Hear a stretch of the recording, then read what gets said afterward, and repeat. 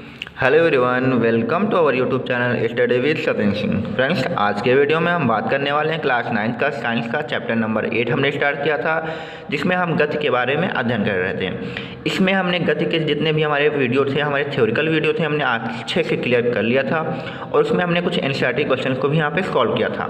आज के वीडियो में हम यहाँ पे बात करेंगे गति की समीकरण पर आधारित प्रश्नों के बारे में। तो ये वीडियो आप लोगों के लिए सिर्फ और सिर्फ गति की इक्वेशन पर जितने क्वेश्चन बनेंगे उसके लिए है। और ये वीडियो जो आप लोगों का है, ये आपके रेलवे हो या एनटीपीसी हो या कोई भी अदर गवर्नमेंट एग्जाम का जो पेपर होता है उसके लिए भी काफ़ी इंपॉर्टेंट रहता है। तो हर मायने से देखा जाए क्लास 9 के लिए भी इंपॉर्टेंट है और गवर्नमेंट एग्जाम की प्रिपरेशन कर रहे छात्रों के लिए भी ये काफ़ी इंपॉर्टेंट रहने वाला है। तो आइए वीडियो को स्टार्ट करते हैं और देखते हैं कौन कौन से क्वेश्चन यहाँ पर गति की समीकरण से बनते हैं। तो यहाँ पे सबसे पहले हम आपको बता दें कि जो गति की समीकरण की जो 3 समीकरणें दी गई थी, आपको यहाँ पे पहली समीकरण याद रखना होगा कि वो v बराबर u प्लस AT होती है। ठीक है, गति की 3 समीकरण है, उसमें से ये पहली समीकरण आपकी हो जाएगी। दूसरी आपकी x बराबर ut प्लस 1/2 AT स्क्वायर है। तीसरी गति की समीकरण v बराबर v स्क्वायर बराबर u स्क्वायर प्लस 2as है। ठीक है, ये आपके तीनों समीकरण है। अब यहाँ पे बता देते हैं कि इनका यहाँ पे मतलब क्या है। तो जहाँ पर आपका ये u है, आपका u जो आपका होगा वो प्रारंभिक वेग होगा। कौन सा वेग होगा? u आपका प्रारंभिक वेग होगा। और v की बात कर ले तो v आपका अंतिम वेग होगा। ठीक है, और वेग के जो मात्रक होते हैं वो मीटर पर सेकेंड होते हैं। ठीक है, t यहाँ पर आपका जो दिया हुआ है तो t आपका समय होगा। यहाँ पे a की बात कर ले तो a आपका त्वरण है जिसका मात्रक मीटर प्रति सेकेंड स्क्वायर है। ठीक है, यहाँ पर बचा हुआ आपका जो s है ये वस्तु की दूरी होगी या फिर विस्थापन होगा। ठीक है, तो यहाँ पर जितने टर्म्स लिखे हुए थे मैंने आपको यहाँ पे अच्छे से क्लियर कर दिए कि यहाँ पर किन टर्म्स का क्या मतलब है। ठीक है, अब क्वेश्चन लगाने में हमें काफ़ी आसानी रहेगी। एक बात और आपको बता दें तो काम आएगी। अगर आपकी कभी वेग या चाल आपकी किलोमीटर प्रति घंटा में दी, यानी किलोमीटर प्रति हावर में दी जाएगी, तो आपको अगर उसके मीटर पर सेकंड में बदलना है तो आपको 5/18 इसके गुणा कर देना है, तो वो आपकी हो जाएगी मीटर पर सेकंड में हो जाएगी। किसमें हो जाएगी?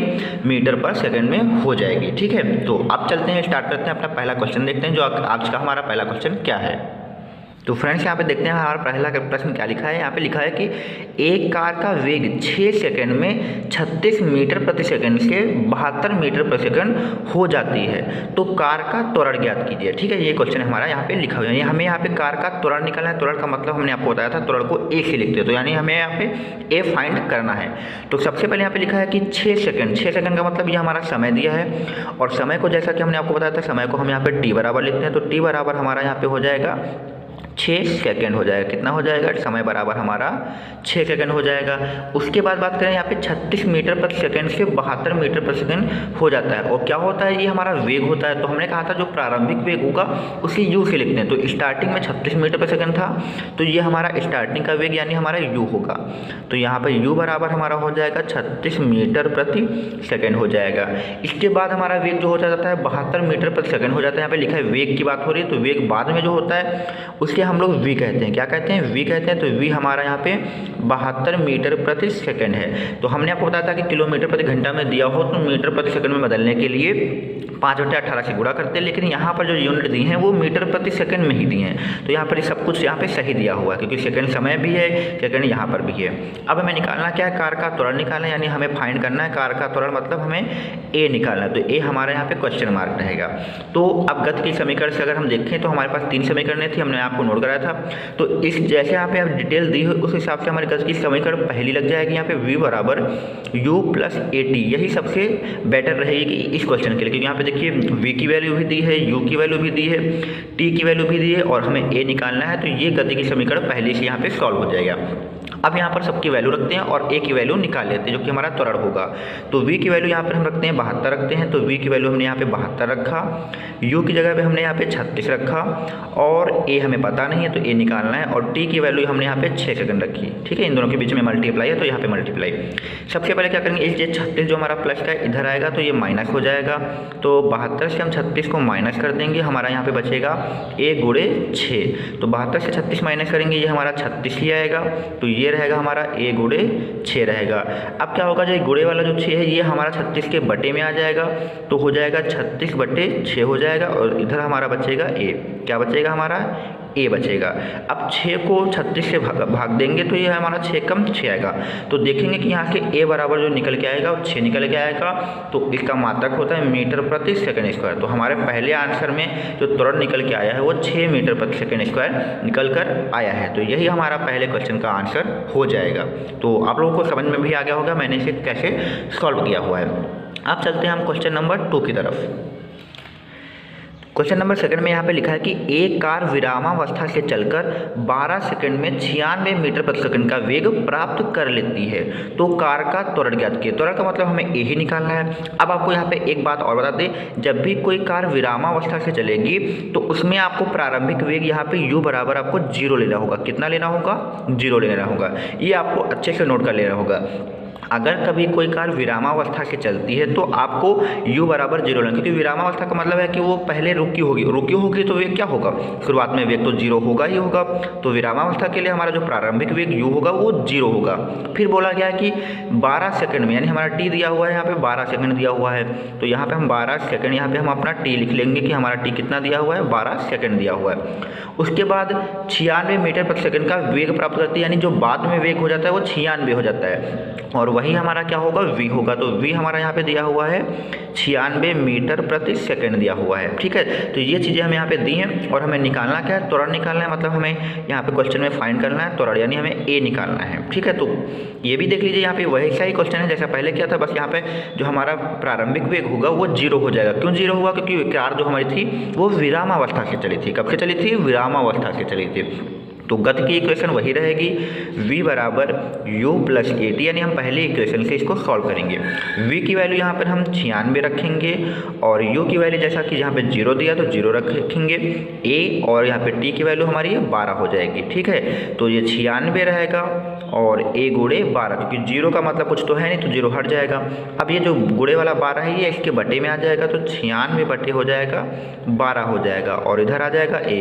तो ये 12 एकम 12 आएगा और 12 8 96 आएगा। तो a बराबर जो हमारा निकल के आएगा वो 8 मीटर प्रति सेकेंड स्क्वायर निकल कर आएगा। तो ये हो जाएगा हमारा दूसरे क्वेश्चन का आंसर, यहाँ पे ऐसे हो जाएगा। ठीक है, तो उम्मीद करता हूँ आपको समझ में आ भी रहा होगा। ठीक है, चलिए नेक्स्ट क्वेश्चन 3 की बात करते हैं हम यहाँ पे। आप क्वेश्चन नंबर 3 में लिखा है कि एक बस विरामावस्था से चलकर, तो विरामावस्था की बात है तो हमारा जो प्रारंभिक वेग होगा वो u बराबर हमारा कितना होगा? 0 ही होगा। विरामावस्था से चलकर 25 सेकंड का मतलब ये हमारा t दिया है, तो t बराबर हमारा हो जाएगा 25 सेकंड हो जाएगा। कितना हो जाएगा? t बराबर हमारा 25 सेकंड हो जाएगा। 25 सेकंड में 0.5 मीटर प्रति सेकंड का त्वरण, यहाँ पे मीटर प्रति सेकंड स्क्वायर होगा। ठीक है, आप यहाँ पे देख सकते हैं क्वेश्चन में थोड़ा सा कट रहा है। मीटर प्रति सेकंड स्क्वायर का क्या है? त्वरण है। तो त्वरण का मतलब यहाँ पे देखिए पीछे लिखा हुआ है कि 0.5 मीटर प्रति सेकंड स्क्वायर का त्वरण का मतलब इस बार a दिया हुआ है, तो त्वरण हमारा दिया है 0.5 मीटर प्रति सेकंड स्क्वायर। ठीक है, कितना दिया है? मीटर प्रति सेकंड स्क्वायर जो होता है वो त्वरण होता है, हमने आपको मात्रक पहले ही बताया हुआ था। फिर यहाँ पे निकालना है बस का अंतिम वेग ज्ञात कीजिए। अंतिम वेग का मतलब हमें क्या निकालना है? यहाँ पे v निकालना है। हमने आपको बताया था जो अंतिम वेग होगा वो आपका v होगा। तो फिर भी हमारे यहाँ पे गति की प्रथम समीकरण से ही लगेगा, क्योंकि u t a v दिया तो ये गति की पहली समीकरण ही लगेगी। तो v बराबर हमें यहाँ पे लगाना होगा u प्लस at ही लगाना होगा। ठीक है, तो यहाँ पे v हमें निकालना है क्योंकि अंतिम वेग निकालना है। u हमारा 0 दिया हुआ तो 0 रखेंगे, a हमारा इस बार दिया हुआ है 0.5 तो 0.5 रखेंगे और t हमारा दिया हुआ है 25, तो यहाँ पे हम इसको 25 रख लेंगे। ठीक है, अब यहाँ पे देखिए 25 का 5 से गुणा करेंगे तो 25 पंजे 125 आएगा। कितना आएगा? 125 आएगा और एक अंक के बाद दशमलव है तो यहाँ पे एक अंक के बाद दशमलव लग जाएगा और इसका मात्रक हो जाएगा मीटर प्रति सेकंड स्क्वायर। तो यहाँ पे हमारा जो वेग निकल के आएगा वो 12.5 मीटर प्रति सेकंड निकल कर आएगा। तो क्वेश्चन नंबर 3 का भी हमने यहाँ पे सोल्यूशन कर लिया है। चलिए नेक्स्ट बात करते हैं नेक्स्ट क्वेश्चन की। क्वेश्चन नंबर 4 क्या कहता है? फ्रेंड्स यहाँ पे क्वेश्चन नंबर 4 देखिए, यहाँ पे लिखा कि एक रेलगाड़ी का वेग 10 सेकंड में 36 किलोमीटर प्रति घंटा से बढ़कर 72 किलोमीटर प्रति घंटा हो जाता है। तो इस बार क्वेश्चन में थोड़ा सा अलग है, क्योंकि यहाँ पे जो वेग दिया हुआ है वो किलोमीटर प्रति घंटा दिया हुआ है। अब यहाँ पे बता दें, अगर वेग किलोमीटर प्रति घंटा दिया है तो समय भी हमारा घंटा में होना चाहिए। अगर हमारा समय सेकंड में है तो ये भी सेकंड में होना चाहिए। यानी कुछ ना कुछ ऐसा करना है कि ये तीनों चीज़ें जो हमारी जो यूनिट हैं वो एक ही यूनिट में रहनी चाहिए। ठीक है, यहाँ पे अगर हमारा समय सेकंड में है तो आप चाहें तो जो हमारा वेग दिया है इनको भी सेकंड में बदल लीजिए, या फिर ये घंटे में दिए हुए हैं तो समय को घंटे में बदल लीजिए। यानी कहने का मतलब है कि तीनों चीज़ों की जो यूनिट होनी चाहिए वो एक जैसी होनी चाहिए। तो हम यहाँ पे क्या करेंगे, हम समय को सेकंड में ही रखेंगे और इन दोनों चीज़ों को जो किलोमीटर प्रति घंटा में दिए हुए हैं इनको मीटर प्रति सेकंड में बदलेंगे, क्योंकि अधिकतर क्वेश्चन का जो हल होता है हम मीटर प्रति सेकंड में ही निकालते हैं। तो सबसे पहले यहाँ पे 10 सेकंड लिखा हुआ है, तो 10 सेकंड यानी हमारा ये t बराबर दिया है, तो t बराबर हमारा हो जाएगा 10 सेकंड हो जाएगा। क्या हो जाएगा, t बराबर हमारा 10 सेकंड हो जाएगा। फिर यहाँ पे 36 किलोमीटर घंटा से बढ़कर 72 किलोमीटर, यानी ये पहले वाला जो हमारा वेग दिया है, यहाँ पे वेग की बात हुई, वेग 10 सेकंड में, तो जो पहले वाला वेग होगा वो हमारा u होगा। u बराबर हमारा दिया हुआ है 36 किलोमीटर प्रति आवर मतलब घंटा। अब हमने आपको इसको बदलना भी बताया था कि अगर आपको कभी किलोमीटर प्रति घंटा में दिया जाए तो आपको 5/18 से गुणा करा देना है, तो वो आपका वेग हो जाएगा मीटर प्रति सेकंड में हो जाएगा। हमने पहले ही बताया था, जब हमने ये वीडियो स्टार्ट किया था तो पहले बेसिक में बता दिया था कि जब भी आपका वेग या चाल कुछ भी किलोमीटर प्रति घंटा में होगा तो मीटर प्रति सेकंड में बदलने के लिए 5/18 से गुणा करा देना है। अब यहाँ पे 18 एकम 18 हो जाएगा, 18 दूना 36 हो जाएगा, तो u जो हमारा निकल के आएगा वो 5 दूनी 10 मीटर प्रति सेकंड निकल कर आएगा। ठीक है, जो बाद में 72 किलोमीटर प्रति घंटा दिया हुआ है ये हमारा v होगा। v भी हमारा देख लीजिए 72 किलोमीटर प्रति घंटा है, तो इसको भी अगर हम 5/18 से गुणा करा दें तो ये भी हमारा मीटर प्रति सेकंड में हो जाएगा, और ये 18 एकम 18 हो जाएगा, 18 चौक 72 हो जाएगा, और ये 5 चक्के 20 हो जाएगा। तो v बराबर यहाँ पर हमारा 20 मीटर प्रति सेकंड आ जाएगा। तो हमने अब क्या किया, सभी चीज़ों को सेकंड में बदल लिया। समय भी हमारा सेकंड में हो गया, प्रारंभिक वेग u भी हमारा सेकंड में है और अंतिम वेग v भी हमारा सेकंड में है। अब हमें निकालना क्या है, तो रेलगाड़ी का त्वरण ज्ञात कीजिए। यानी सबसे पहले हमें यहाँ पे हल में निकालना है रेलगाड़ी का त्वरण। तो त्वरण निकालने के लिए वही v u t दिया तो ऐसे हम लगाएंगे, तो v बराबर यहाँ पे हम u प्लस a t का यूज करेंगे। ठीक है, तो v की वैल्यू यहाँ पे रखते हैं, v की वैल्यू यहाँ पे 20 रखते हैं, u की वैल्यू यहाँ से हम 10 रखते हैं, a हमें निकालना है तो a को ऐसे लिखते हैं, t हमारा 10 दिया हुआ है। अब यहाँ पे ये 10 जो प्लस का है इसे माइनस करेंगे तो ये 20 माइनस 10 आएगा, और इधर बचेगा a गुणे 10 बचेगा, तो 20 से 10 माइनस करेंगे ये 10 आएगा, इधर भी हमारा a गुणे 10 रहेगा। अब ये गुणे वाला 10 कहाँ जाएगा, बटे में जाएगा, तो इधर से हमारा जो a निकल के आएगा वो 10 एकम 10, 10 एकम 10, तो a बराबर जो हमारा निकल के आएगा वो 1 मीटर प्रति सेकंड स्क्वायर निकल कर आएगा। तो पहला हमारा आंसर यहाँ पे त्वरण हो जाएगा 1 मीटर प्रति सेकंड स्क्वायर यहाँ से हो जाएगा। आगे और बोला गया कि उक्त समय में तय की गई दूरी ज्ञात कीजिए। यानी हमें क्या निकालना है, उक्त समय में तय की गई दूरी भी निकालना है। ठीक है, तो अब आपको बता दें यहाँ पे क्वेश्चन में दूरी निकालने के लिए यहाँ पे क्या क्या चीज़ें हमें दी गई हैं। हमें u पता है, v पता है, t पता है और दूरी का मतलब s निकालना है। तो ऐसा फार्मूला कौन सा लगाया जाए जिसमें ये सभी चीज़ें हों। तो गति की दूसरी समीकरण और तीसरी समीकरण यहाँ पे देख लीजिए, हमने आपको बताया था यहाँ पे दूरी यानी s निकालना है, तो हमें u भी पता है, t भी पता है, अब a भी पता है, तो इससे भी हम निकाल सकते हैं। इसमें भी देखिए v पता है, u पता है और x निकालना है, a भी पता है, तो इससे भी निकाल सकते हैं। तो हम दूरी चाहे समीकरण 2 से निकाल लें या समीकरण 3 से निकाल लें, दोनों से हमारे यहाँ पे दूरी आ जाएगी। तो आइए हम गति की समीकरण 2 से इसका हल निकालते हैं। तो गति की समीकरण 2 हमारी है s बराबर ut प्लस 1/2 at स्क्वायर है। इससे हम यहाँ पे तय की गई दूरी निकालने वाले हैं। तो दूरी हमारी s जो है इसको निकालते हैं। u की वैल्यू हमारी कितनी थी, 10 थी, तो हम यहाँ पे u की वैल्यू 10 रखेंगे। t की वैल्यू भी हमारी 10 थी, तो यहाँ पे हम इसको भी 10 रखेंगे। फिर आगे 1/2, a की वैल्यू हमारी 1 थी, तो यहाँ पर हम 1 रखेंगे। फिर यहाँ पे t का वैल्यू 10 थी, तो 10 का हम यहाँ पे स्क्वायर करेंगे, यानी क्या करेंगे, 10 का स्क्वायर करेंगे। तो यहाँ पे हमारी s बराबर यहाँ पे देखिए 10 दहम के 100 आ जाएगा। इस वाले हिस्से में 1/2, ये 1 का गुणा 1 से होगा तो 1 ही आएगा। ये 10 का स्क्वायर करेंगे तो 10 दहम के 100 ये भी आएगा, और ये 100 जो होगा 2 से नीचे से 2 एकम 2 और 2 पंची 10 करके 50 बचेगा। तो यहाँ से अगर s निकालेंगे तो ये 100 और इधर 50 एकम 50, तो ये 50 आ जाएगा। तो यहाँ से जो दूरी निकल के आएगी वो 150 निकल के आएगी, 150 मीटर निकल के आएगी। तो यहाँ पर जो आंसर आपका सेकंड हो जाएगा वो गति की समीकरण 2 से हमने इसको यहाँ पे सॉल्व किया है। तो क्वेश्चन नंबर 4 में हमने यहाँ पे 2 क्वेश्चन सॉल्व किए, एक हमने त्वरण निकाला, दूसरा हमने यहाँ पर हमने अपनी दूरी निकाली है। तो उम्मीद करता हूँ ये भी क्वेश्चन आपको अच्छे से क्लियर हो गया होगा। ठीक है, नेक्स्ट क्वेश्चन बात करते हैं, क्वेश्चन नंबर 5 जो कि हमारा आज का लास्ट क्वेश्चन होने वाला है। फ्रेंड्स यहाँ पे देखिए क्वेश्चन नंबर 5 में लिखा कि एक बस जो कि 72 किलोमीटर प्रति घंटा की चाल से चल रही है। अब स्टार्टिंग में 72 किलोमीटर प्रति घंटा की चाल से चल रही है, तो ये हमारा यू दिया है। क्या दिया है हमारा? ये हमारा यू दिया है। तो यू बराबर हमारा दिया है 72 किलोमीटर प्रति घंटा। अब हमने आपको किलोमीटर प्रति घंटा को मीटर प्रति सेकंड में बदलना बता रखा है, तो इसमें आपको करना क्या है, 5/18 से गुणा करा देना है, आ जाएगा 18 एकम 18, 18 चौक 72। तो u बराबर जो हमारा निकल के आएगा वो 5 चौको 20 मीटर प्रति सेकेंड स्क्वायर आएगा।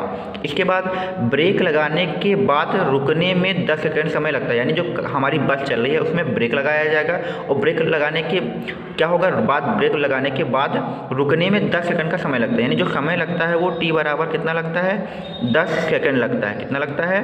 10 सेकंड यहाँ पे समय लगता है। तब गाड़ी क्या हो जाती है, रुक जाती है। रुकने का मतलब विरामावस्था में आ जाती है। पहले चल रहे थे तो हमारा प्रारंभिक वेग था, अब बाद में रुक गई है तो रुकने में क्या होगा, गाड़ी रुक जाएगी तो बिल्कुल 0 हो जाएगी। तो जो हमारा अंतिम वेग होगा वो क्या होगा, v बराबर 0 हो जाएगा। क्यों 0 हुआ है? क्योंकि गाड़ी हमारी रुक चुकी है।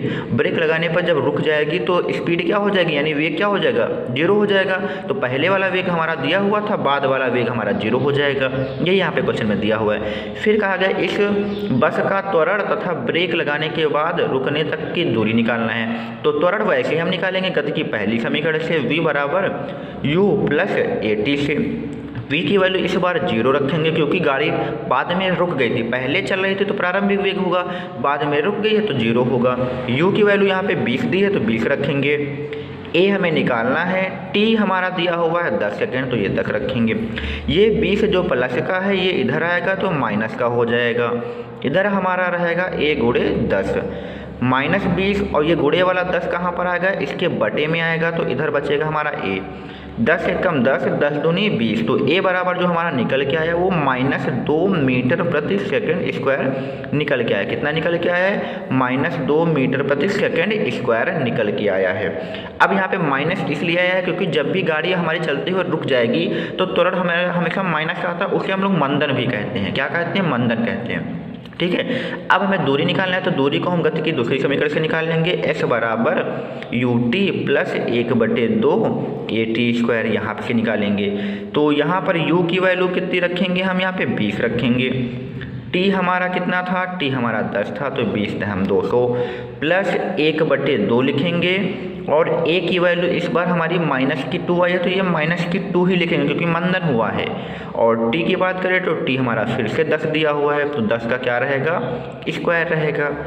फिर यहाँ पे देखिए ये 20 दहम के 200 आ जाएगा, और ये 2 ऊपर से 2 नीचे से कट जाएगा। तो अभी हमारा इस तरफ क्या है, -1 है, ये प्लस लगाए लगे रह देंगे, ये -1 है और ये 10 का स्क्वायर 100 है, तो -1 के साथ में 100 है।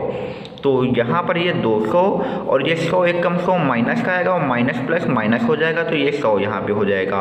तो s बराबर अगर हम निकालेंगे तो ये हमारा 200 से 100 घट के यहाँ पे 100 मीटर आएगा। कितना आएगा, 100 मीटर आएगा। तो इस तरह हमने यहाँ पे क्वेश्चन नंबर 5 का भी हल कर लिया है। तो इसी के साथ हमने आज के 5 प्रश्नों को अच्छे से क्लियर किया है और उम्मीद करता हूँ आप सभी को ये क्वेश्चन अच्छे से क्लियर हो भी गए होंगे। अगर वीडियो पसंद आया तो प्लीज़ चैनल को लाइक, सब्सक्राइब और दोस्तों में शेयर करें। और आपको बता दें ये वीडियो आप लोगों के लिए गवर्नमेंट एग्जाम और क्लास 9th, 11 और सभी के लिए इम्पोर्टेंट है। तो ठीक है, वीडियो को तक बने रहें। और इसके बाद हम यहाँ पे एक पार्ट 2 लेकर आएंगे जिसमें गति के समीकरणों को जो बचे हुए हमारे हैं उनको भी क्लियर करेंगे, क्योंकि यहाँ पे हमने अभी इजी लेवल से स्टार्ट किया था और धीरे धीरे हार्ड लेवल पर गए थे। अभी कुछ क्वेश्चंस और लेके आएंगे जो आप लोगों के लिए काफ़ी अच्छे लेवल के होंगे।